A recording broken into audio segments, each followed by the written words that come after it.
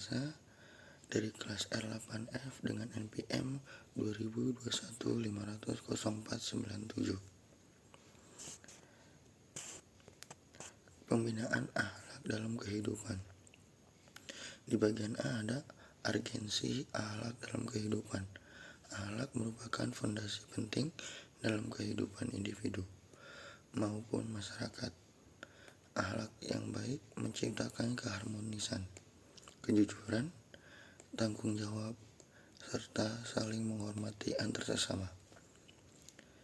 Dalam Islam, akhlak yang mulia menjadi salah satu tujuan utama diutusnya Nabi Muhammad SAW. Sebagaimana sabdanya yang berbunyi, "Sesungguhnya aku diutus untuk menyempurnakan akhlak yang mulia." Hadis riwayat Ahmad.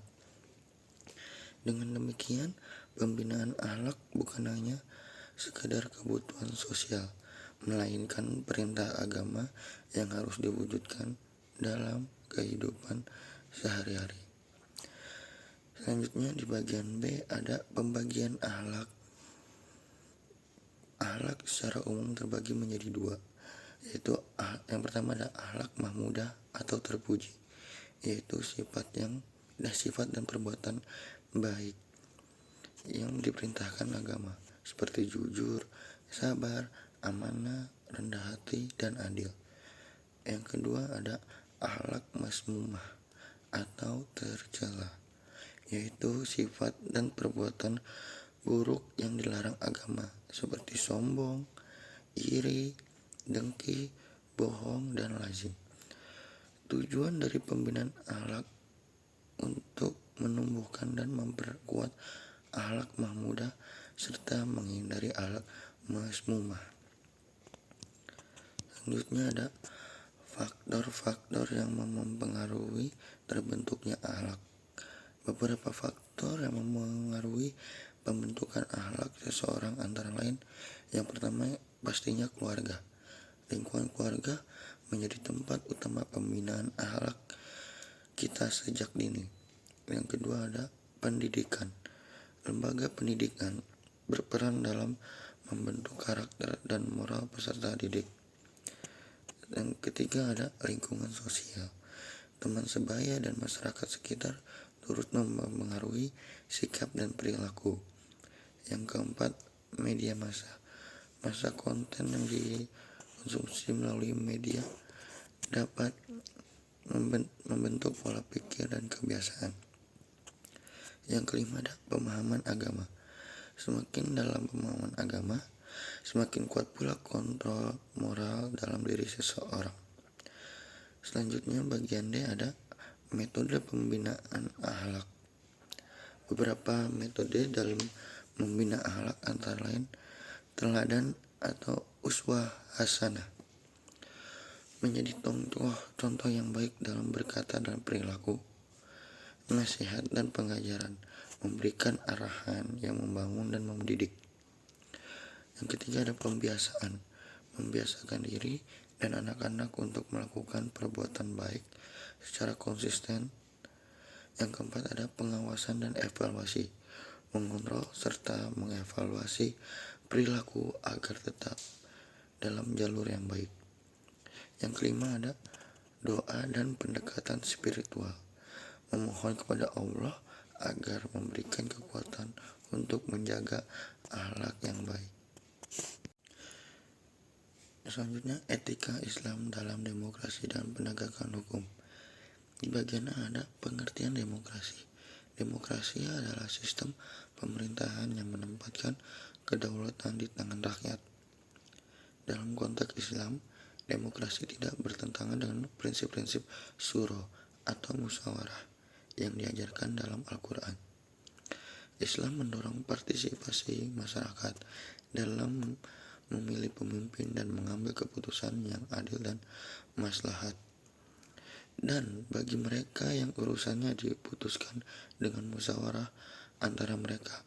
Quran Surat Asy-Syura ayat 38. Di bagian B ada kriteria kepemimpinan dalam Islam.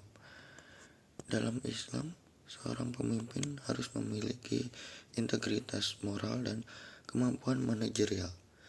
Beberapa kriteria utama kepemimpinan menurut Islam antara lain takwa.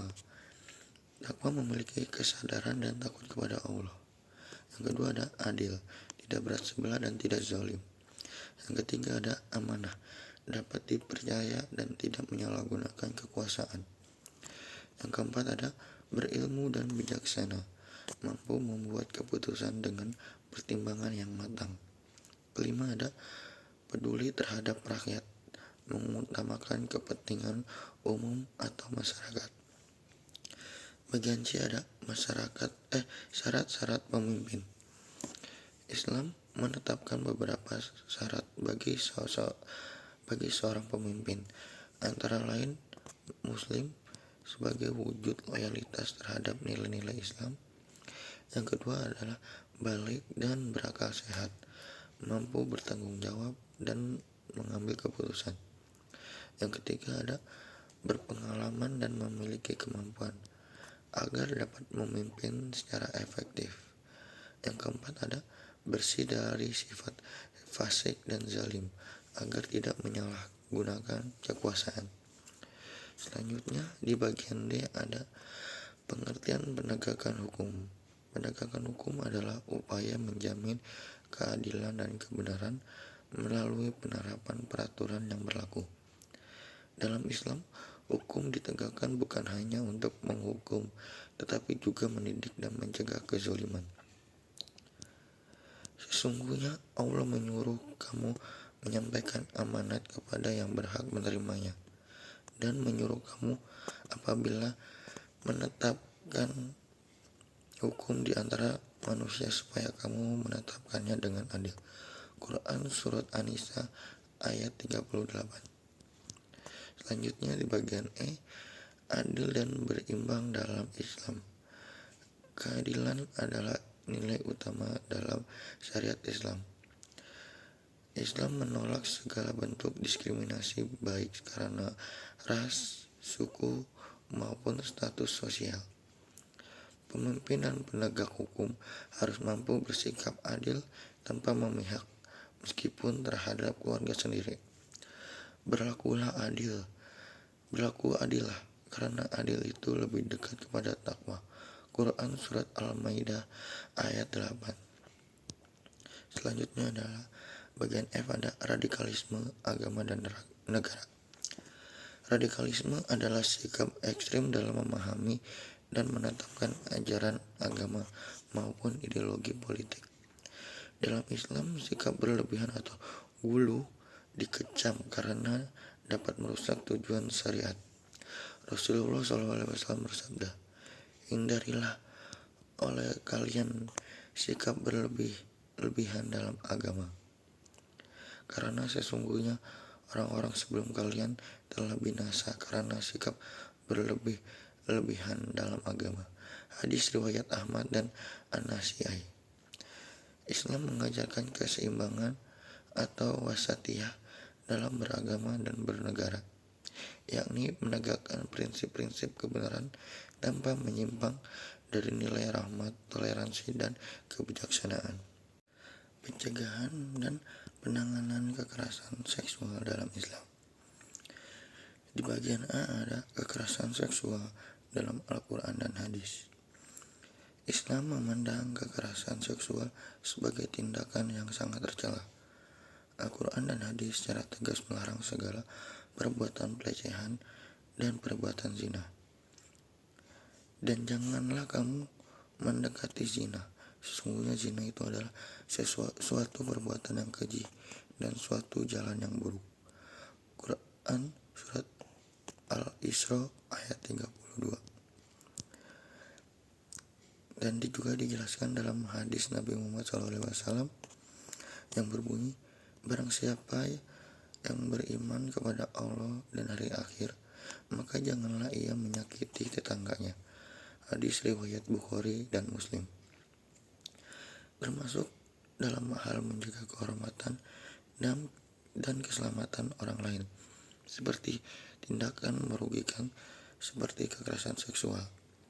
Islam tidak hanya melarang zina, tapi juga segala bentuk tindakan yang mendekati, termasuk pelecehan, eksploitasi tubuh, dan kekerasan seksual. Selanjutnya di bagian B, bentuk-bentuk tindakan dalam perilaku kekerasan seksual dalam Islam. Dalam konteks Islam, bentuk kekerasan seksual mencakup berbagai tindakan seperti pelecehan verbal, ucapan tidak senonoh, catcalling, atau menggoda dengan niat merendahkan. Yang kedua ada pelecehan fisik, menyentuh tanpa izin, meraba, atau kontak fisik yang tidak pantas.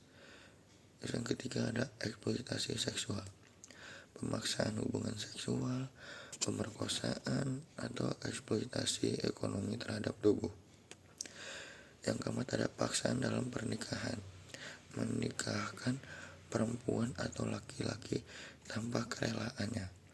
Yang kelima ada penyebaran konten cabul, mengedarkan gambar atau video pornografi bahkan secara digital juga termasuk kekerasan seksual. Islam mengajarkan penghormatan terhadap kehormatan seseorang dan segala bentuk pelanggaran terhadap kehormatan ini merupakan dosa besar.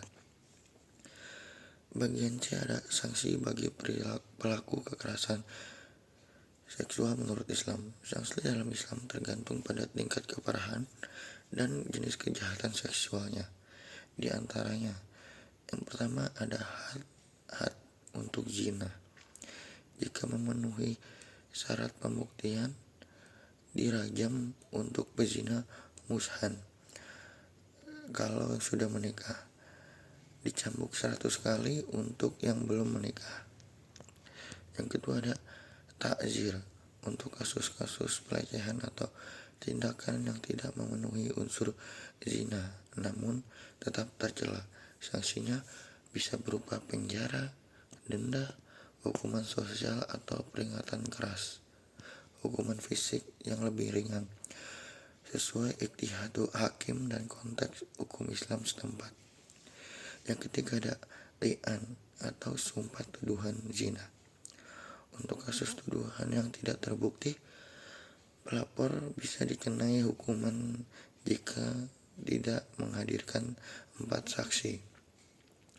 Selanjutnya bagiannya ada tindakan preventif. Islam mendorong langkah-langkah pencegahan kekerasan seksual sebagai bagian dari penjagaan diri dan masyarakat. Yang pertama ada pendidikan akhlak dan seksual sejak dini, mengajarkan batasan, etika pergaulan, serta menjaga pandangan dan sikap. Yang kedua menutup aurat. Islam menganjurkan pakaian yang sopan sebagai salah satu bentuk penjagaan diri, baik untuk laki-laki maupun perempuan. Yang ketiga ada pergaulan yang sehat dan syar'i, membatasi ikhtilat atau campur baur tanpa keperluan, menghindari khalwat atau berduaan tanpa mahram. Yang keempat ada pengawasan dan keteladanan orang tua. Keluarga harus menjadi teladan utama dalam menjaga adab dan moral. Yang kelima ada penegakan hukum yang tegas dan adil. Negara otoritas Islam wajib menindak pelaku kekerasan seksual secara adil dan terbuka. Sekian dari saya. Wassalamualaikum warahmatullahi wabarakatuh.